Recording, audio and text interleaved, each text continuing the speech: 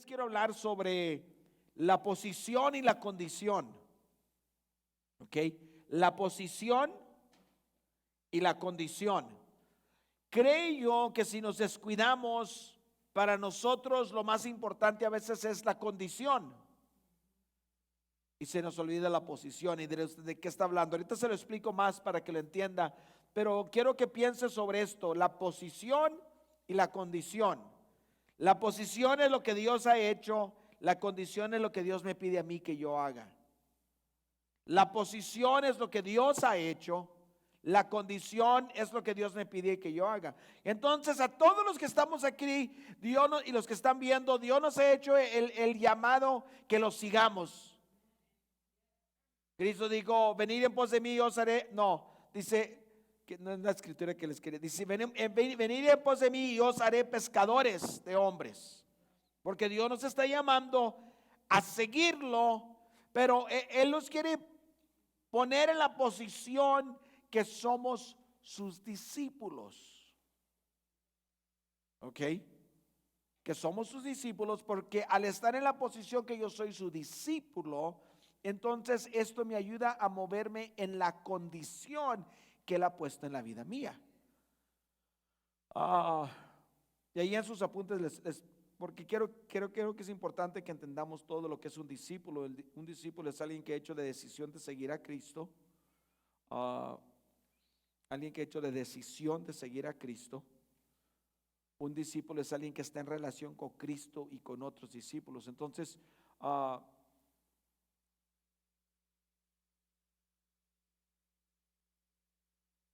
cuando yo hago esta decisión de ser un discípulo, es la posición en la que yo estoy, y esta posición es lo que viene a obrar en mí para que yo pueda, dice, un discípulo es alguien que está en relación con Jesucristo. Entonces, el yo decidir seguir a Cristo me mueve a relacionarme con Cristo. Si yo le pregunto si usted está en relación con alguien, pues usted sabe si está o no. Si no sabe, quizás quiere decir que no está en relación con alguien.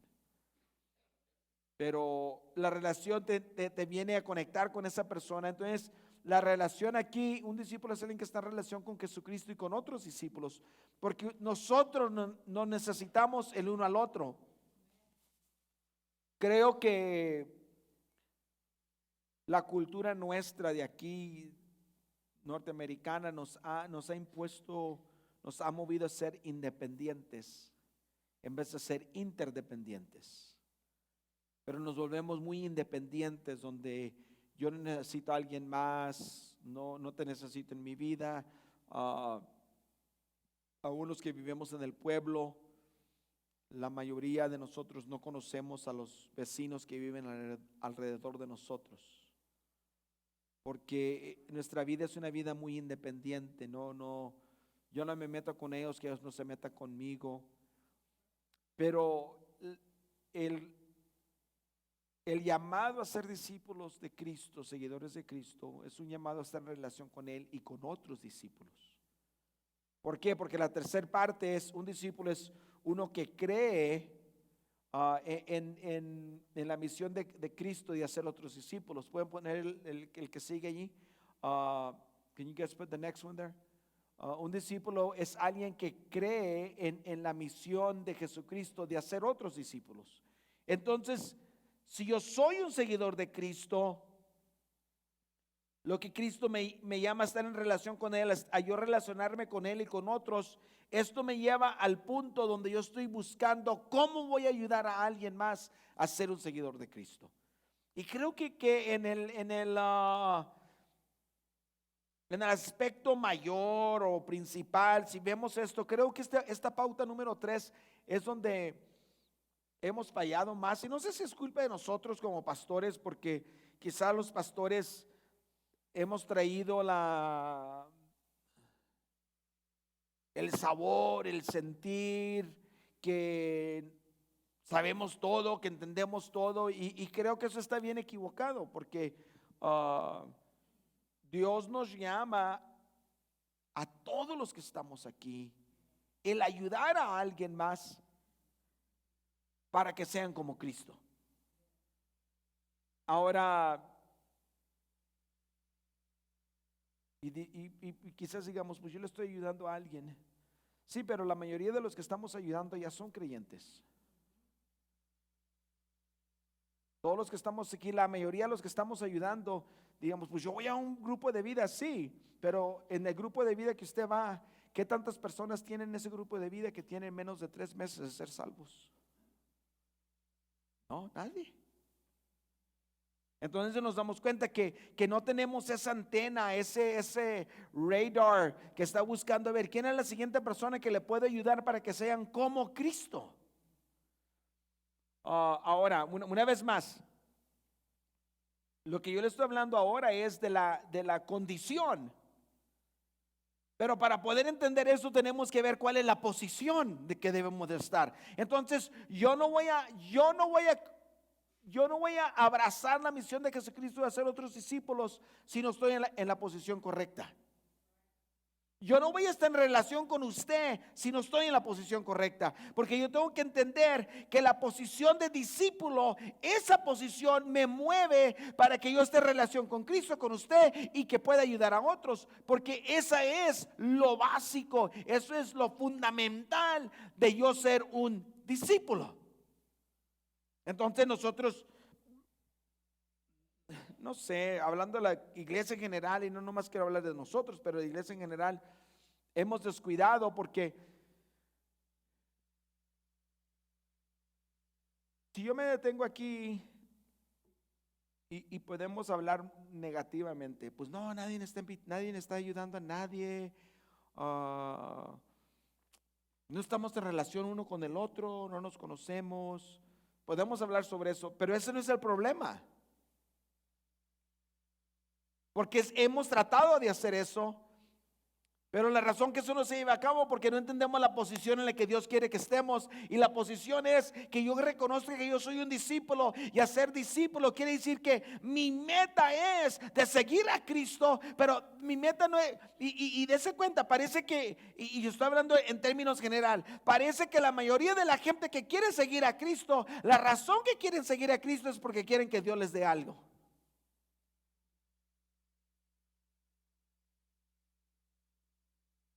Y diré usted, ¿piensa eso? Sí, porque mire, hable usted con personas que ya no están siguiendo a Cristo y le van a decir que ya no siguen a Cristo porque Dios no les contestó su petición.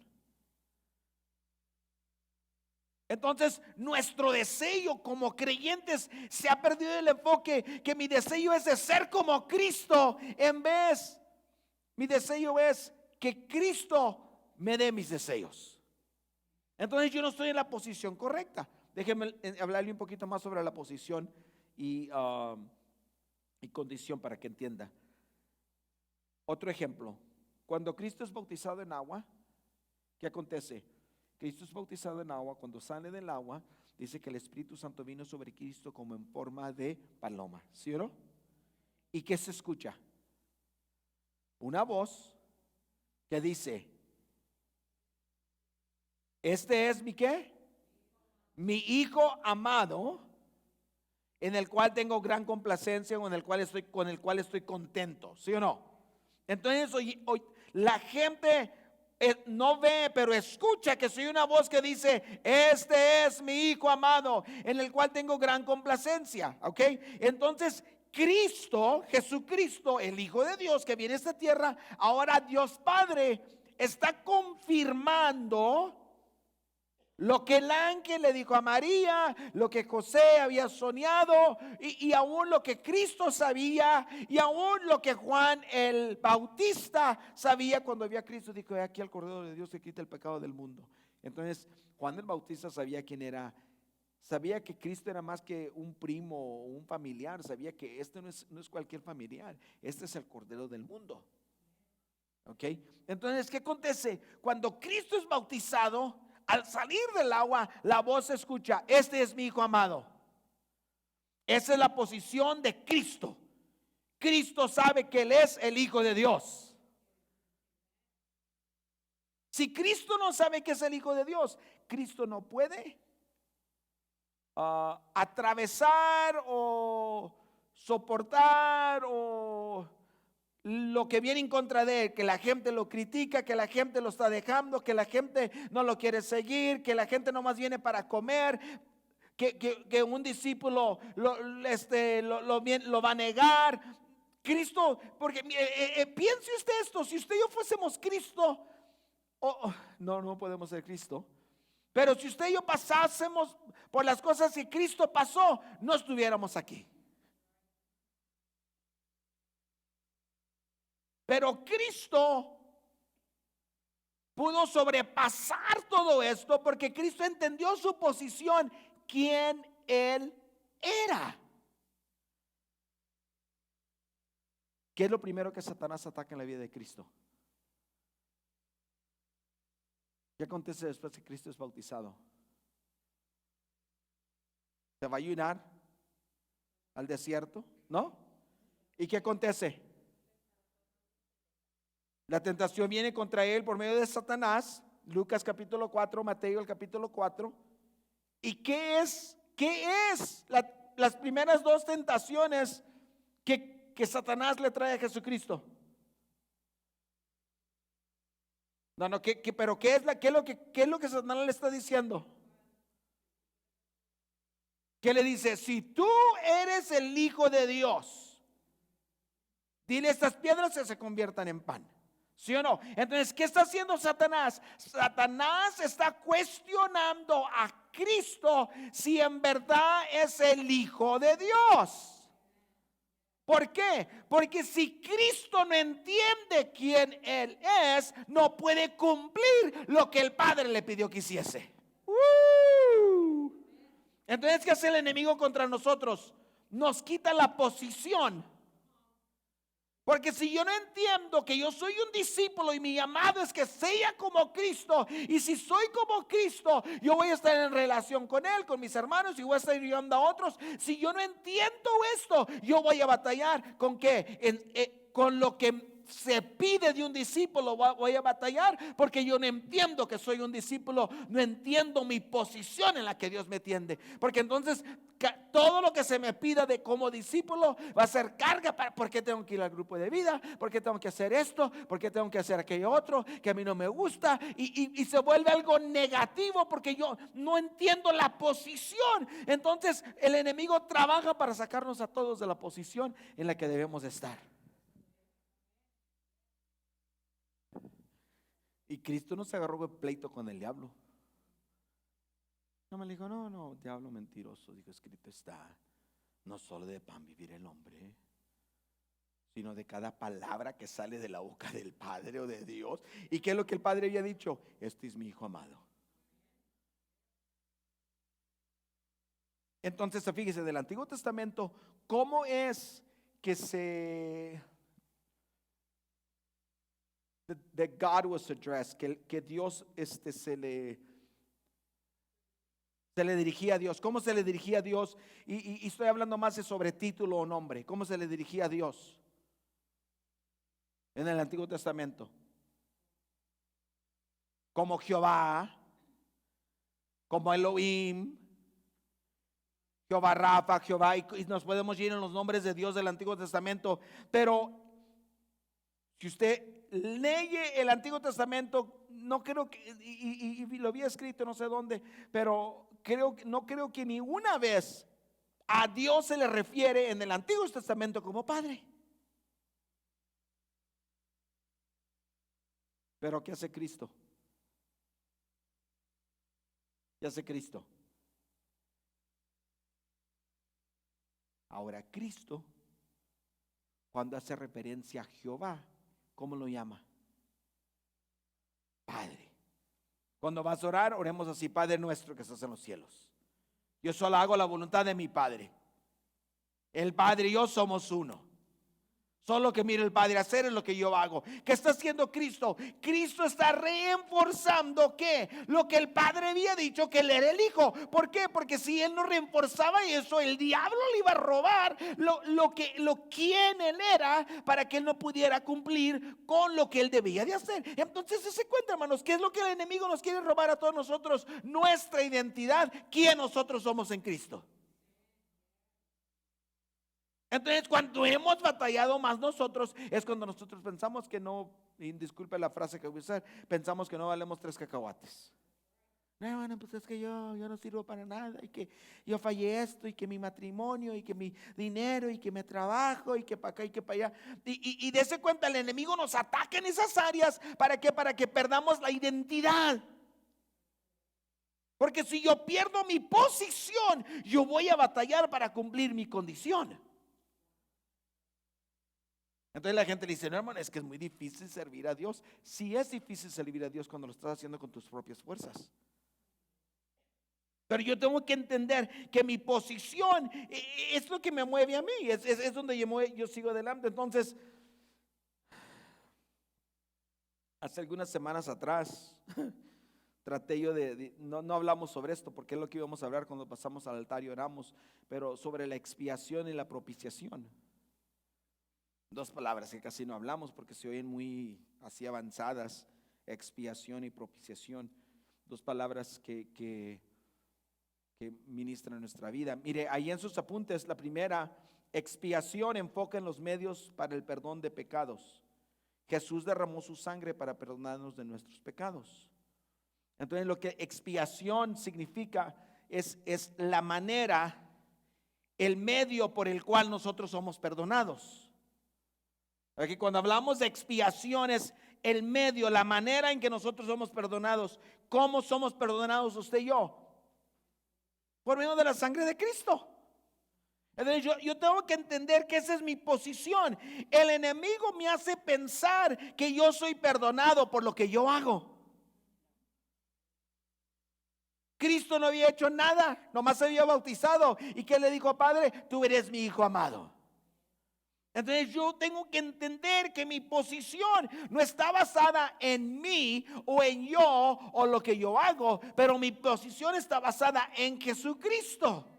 Entonces cuando yo miro, Cristo derramó su sangre para el perdón de pecados. ¿Qué nos dice en primera de Juan, el capítulo 1? Dice, pero si andamos en la luz, como él está en luz, tenemos comunión unos con otros.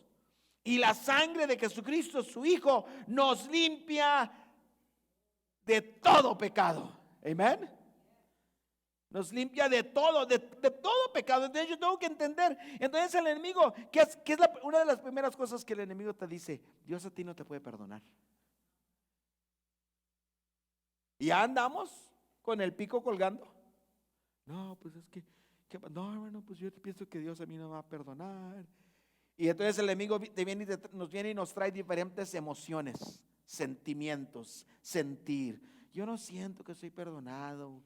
Y pura mentira del diablo, porque en la palabra de Dios no dice nada de sentimientos. La palabra de Dios me dice que Cristo murió por nosotros, que su sangre pagó el sacrificio. Entonces cuando yo acepto y recibo lo que Cristo hizo por mí, yo me muevo en esa posición que la cruz, la palabra de la cruz tiene el poder para perdonarme de todo pecado.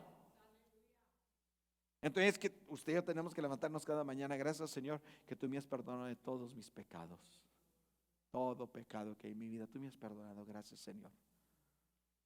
Ahora cuando uno se vuelve agradecido, uno es más consciente de lo que está pasando.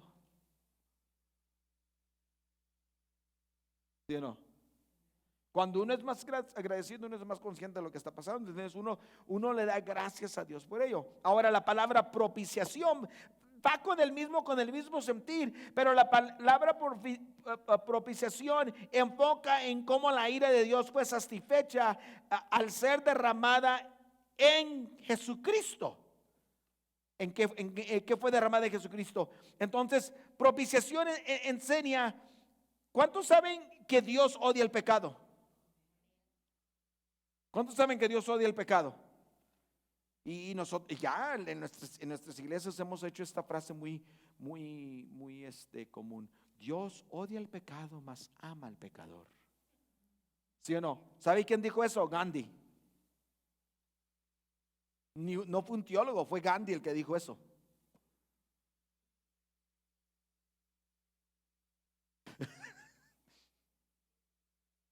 Fue Gandhi. No fue un teólogo el que dijo: Dios Dios ama, como Dios odia el pecado y ama al pecador. Gandhi lo dijo, ¿no? Y en verdad no tiene base bíblica. Ahora cállese, que prediquemos eso hoy en día. La gente ya no va a venir a la iglesia.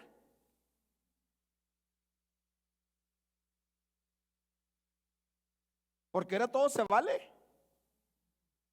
Y yo estoy hablando de pecado, yo no estoy hablando de cosas de legalismo. Todo se vale. Entonces, pero dése cuenta, Dios odia el pecado. Si usted lee las escrituras, el Antiguo Testamento está lleno de escrituras donde Dios odia el pecado. Y esa es la palabra de Dios. Entonces yo tengo que entender que en la cruz, el odio de Dios contra el pecado, ¿quién toma el odio de Dios? Pues no sé, pero ya me está asustando. No, ¿quién toma el odio de Dios? Jesucristo. ¿Sí o no? Cuando Cristo va a la cruz, cuando Cristo llega a la cruz, qué es lo primero que dice Cristo? Cuando Cristo va a la cruz dice, Padre, perdónales porque no saben lo que hacen. Entonces, ¿qué vemos? Que Cristo todavía está en comunión con el Padre. Cuando Cristo, ahora en el otro lado, al fin de la cruz, cuando Cristo está para morir, ¿qué dice Cristo? Padre, en tus manos encomiendo mi espíritu. Entonces, Cristo está hablando con el Padre al principio y al fin. Gloria a Dios. Pero entre medio, ¿qué acontece? ¿Qué es lo que dice Cristo entre medio? Dice, Padre, Padre, o Dios mío. No, dice, Dios mío, ¿por qué me has desamparado? ¿Se fijan? No dijo Padre, dice Dios mío, ¿por qué me has desamparado? ¿Qué está diciendo Cristo en estos momentos? A estos momentos Cristo se siente solo. ¿Por qué es que Cristo se siente solo? Porque a estos momentos Cristo está tomando la ira del Padre, la ira que debía de venir contra todo el mundo. Cristo la está llevando. ¿Para qué? Porque Él lleva la ira del mundo para que nosotros no tengamos que pasar por la ira de Dios. Glory. Diré usted, ¿y eso qué tiene que ver? Pues mire lo que dice allí. Dice en Juan 3:36, el que cree en el Hijo tiene vida eterna, pero el que se niega a creer en el Hijo no verá la vida, sino que la ira de Dios está sobre él. ¡Wow! ¡Qué escritura poderosa! Porque está diciendo aquí, ¿quiénes son los que vienen a experimentar la ira de Dios? Los que no han creído en Cristo. A mí me gusta como dice en inglés, dice, dice, el que cree en el Hijo tiene vida eterna, pero el que no es obediente al Hijo no verá la vida. Porque cuando uno cree, entonces uno va a ser obediente porque está en la posición correcta. Entonces, mire, si usted y yo nos levantamos cada mañana y cada mañana comenzamos a declarar, Padre, yo te doy gracias que en Jesucristo, Cristo tomó toda la ira. Mi vida estaba llena de pecado, pero tú me has perdonado. Yo debería de morir, pero Cristo ha tomado toda la ira tuya. Cristo la llevó en la cruz para que yo pudiera tener vida eterna contigo. ¿Qué acontece? Ahora yo estoy siendo consciente de lo que Cristo hizo. Y ahora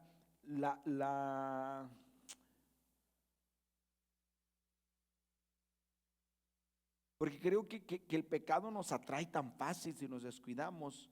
Ya no es tan fácil. ¿Por qué? Porque ahora yo recuerdo lo que Cristo hizo por mí. Entonces yo comienzo a darle gracias Señor, que tú llevaste mi ira. Gracias Señor. Entonces ahora yo tengo más cuidado. El día de ayer, Lana Box, ella vive aquí por el Southwest Third. Ella tenía calabazas y tuvo algo para los niños y todo. Y mi esposa y algunas de las hermanas fueron a ayudar allá donde ella tiene esto. Y ella tiene diferentes animales y tiene goats, chivos.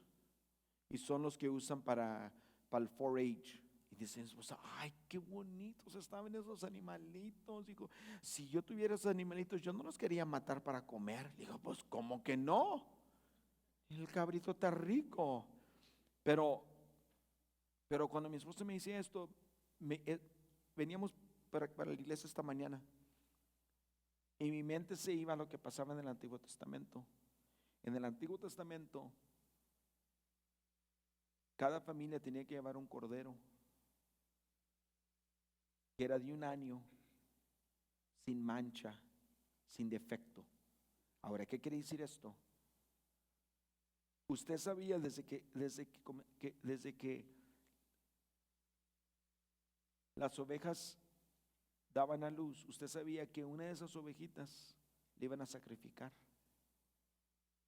Y usted tenía que cuidarla, porque no quería que esa ovejita se dañara, porque era la que iba a sacrificar. Entonces, si usted la estaba cuidando, usted se iba,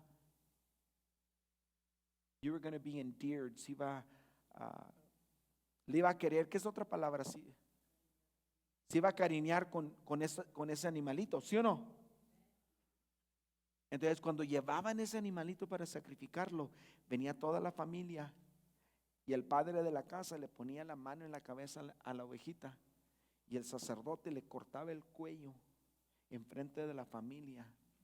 Y todos entendían que la razón que esta ovejita que ellos habían cuidado por un año estaba muriendo es porque en ellos había pecado. ¿Ustedes creen que cuando estaban ahora criando la siguiente ovejita iban a hacer cualquier cosa porque sabían que esa ovejita iba a morir por causa de culpa de ellos? Entonces, mire, yo pienso, ¿qué tan fácil se nos olvida lo que Cristo hizo por nosotros? ¿Se nos olvida que Cristo murió por nosotros? Yo no creo que hoy en día es más fácil pecar, pero yo creo que hoy en día pensamos menos en lo que Cristo hizo por nosotros.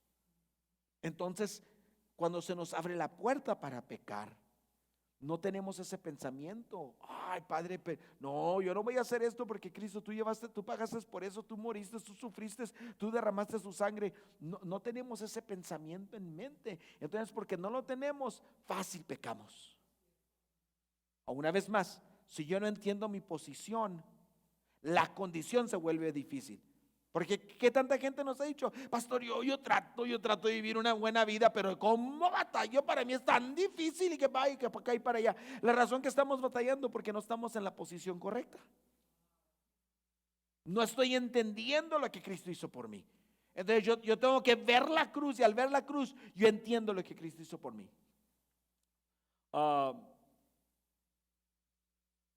Romanos 5:9, con mucha más razón, habiendo sido ya justificados en su sangre, por él seremos salvos ¿de qué? De la ira.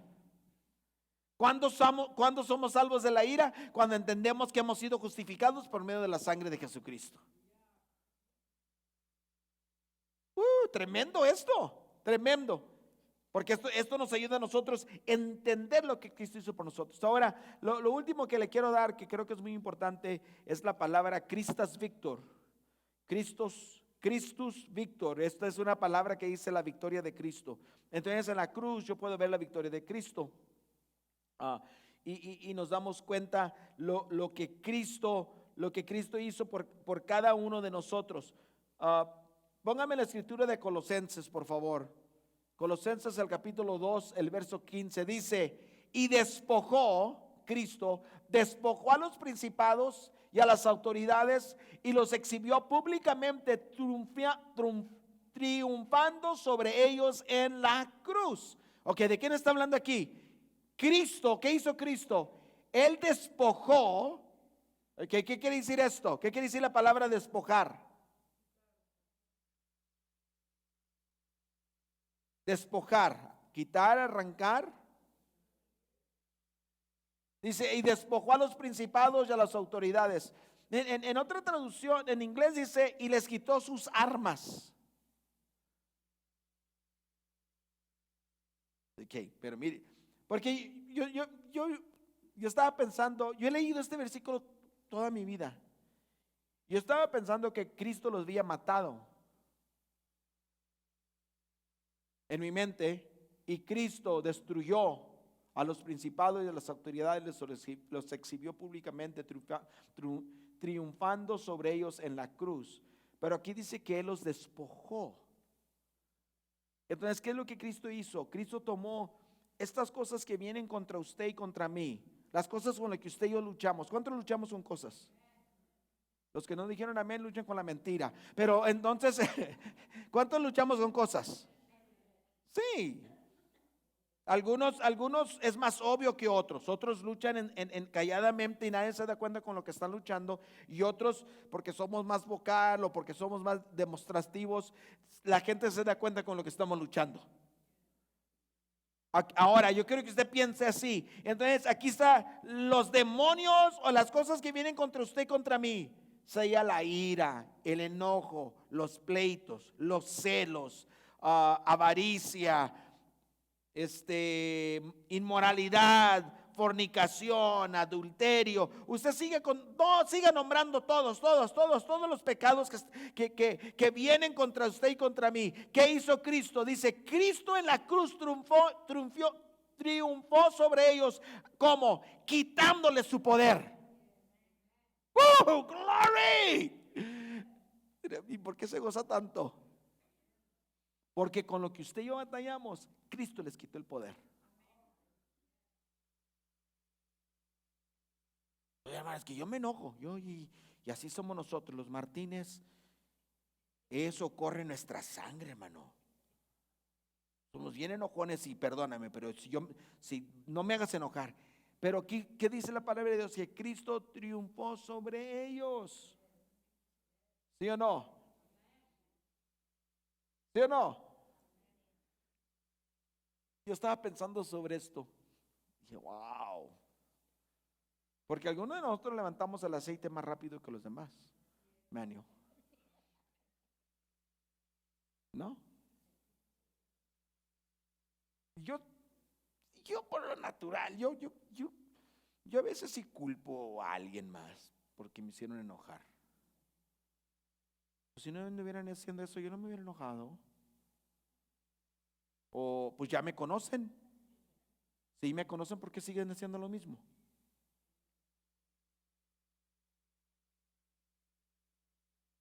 Si no quieres que el oso se enoje, no le estés picando.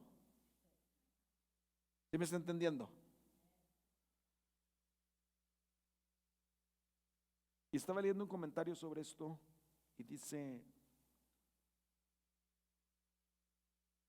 Cristo les quita el poder para que nunca nos olvidemos nosotros que son reales estas cosas y que todo el tiempo tenemos que depender en Él, no en nosotros, para no enojarnos. Porque los que nos enojamos, yo trato de no enojarme. Y a veces hecho Alvarado tengo mucho éxito y no me enojo y la gente así dice, ya, yo estoy muy bien. Pero Ana, a veces alguien me pica o me mueve. Y sale algo. Y no es algo bueno. Ok, entonces yo tengo que entender que lo que yo hago no es lo que me va a dar victoria sobre el enojo, sino lo que Cristo hizo. Entonces yo tengo que ponerme en la posición cada día. Padre, yo te doy gracias que tú le quitaste el poder al enojo. ¡Oh! Algunos de los que están aquí son muy impacientes. Tú le quitaste el poder a la impaciencia. ¿Qué quiere decir esto? Que ahora yo me puedo mover en el poder de Dios para ser quien Cristo quiere que yo sea, no en la fuerza de Steve Martínez, pero en el poder de Jesucristo. Glory. Entonces por eso es que cuando yo me comienzo a parecer más a Cristo, ok, dése cuenta, cuando yo me comienzo a parecer más a Cristo, soy menos enojón.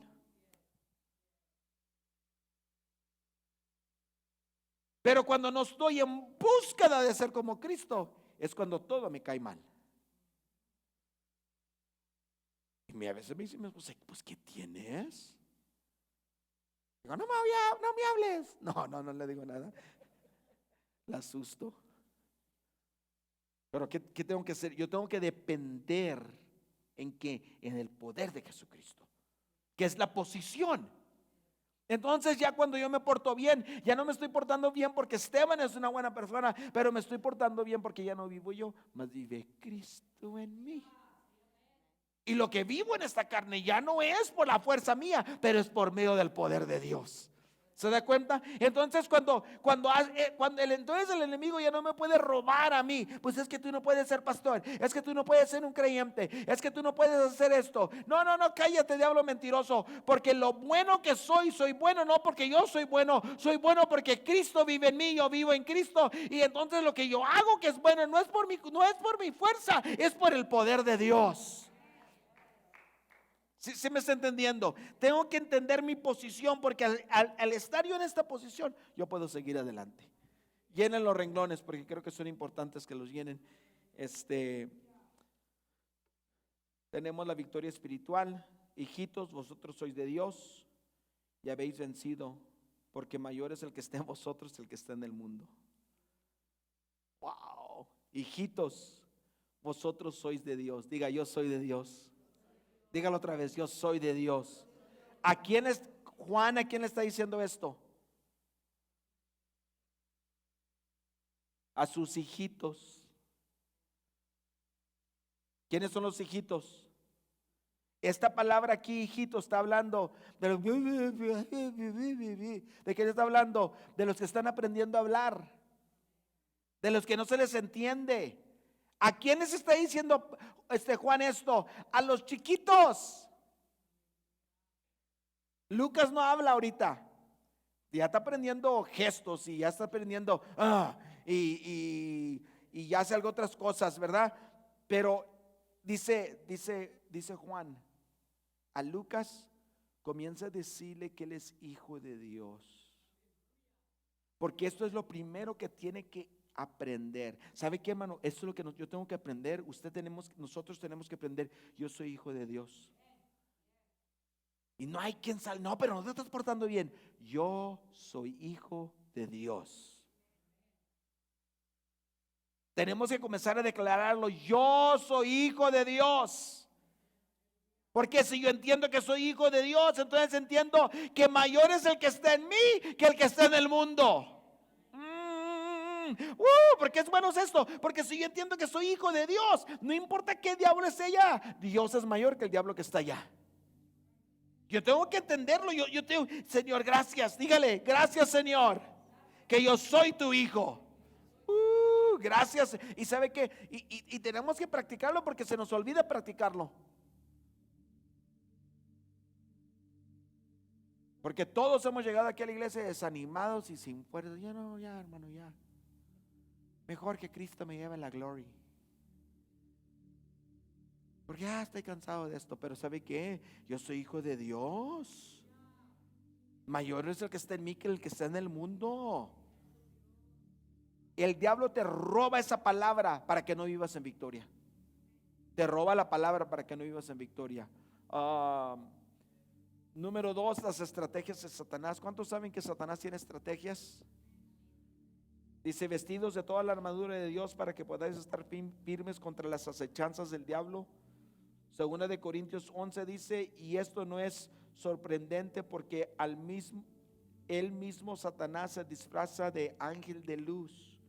A veces el enemigo nos hace pensar que las cosas que estamos pensando son buenas cuando en verdad son malas.